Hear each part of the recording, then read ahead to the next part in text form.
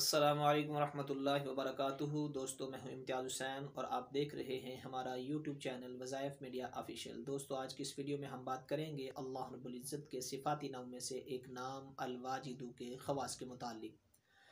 दोस्तों, अल-वाजिदु के ख़वास तो बहुत सारे हैं जिनका अहाता दुश्वार है। उनमें से 4 ख़ासियतें आपके सामने ऐसी ज़िक्र की जाएंगी जो इंतहाई मुजर्रब हैं और इंतहाई आजमाई हुई हैं।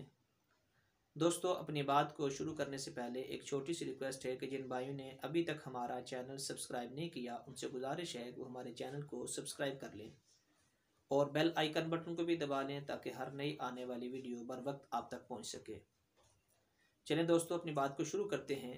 दोस्तों, पहली खासियत इस इसम मुबारक की ये है कि जो आदमी खाना खाते वक्त कसरत के साथ या वाजिद का विर्द करे, ये खाना उसके लिए, उसके दिल के लिए नूरानी होगा और आमाल के ऊपर खड़ा करने वाला होगा। दोस्तों, दूसरी खासियत इस मुबारक की ये है कि जो आदमी कसरत के साथ इसका विर्द करेगा इंशाअल्लाह मालदार होगा। दोस्तों, तीसरी खासियत इस मुबारक की ये है कि जो कोई खाना खाने के वक्त हर नवाले के साथ इसको पढ़ेगा उसका दिल इंशाअल्लाह नूरानी होगा और उसकी पेट की जितनी भी बीमारियां हैं उनसे वो महफूज रहेगा।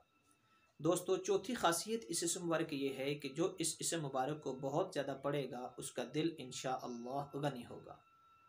दोस्तों, पांचवी खासियत इस इसम मुबारक की ये है कि जो इस इसम मुबारक को पढ़ने का मामूल बना ले इंशाअल्लाह ज़ालिम के जुल्म से महफूज रहेगा। दोस्तों, छठी खासियत इस इसम मुबारक की ये है कि जो आदमी इस इसम मुबारक को पढ़ने का मामूल बनाए और इस कदर पढ़े कि उसके ऊपर हाल तारी हो जाए तो वो अपने दिल के अंदर, अपने बातिन के अंदर एक ऐसी मारिफत पाएगा जिसका उसने पहले कभी मुशाहिदा नहीं किया।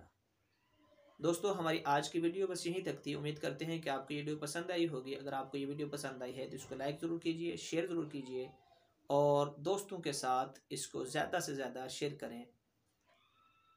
अस्सलामु अलैकुम रहमतुल्लाहि व बरकातुहू।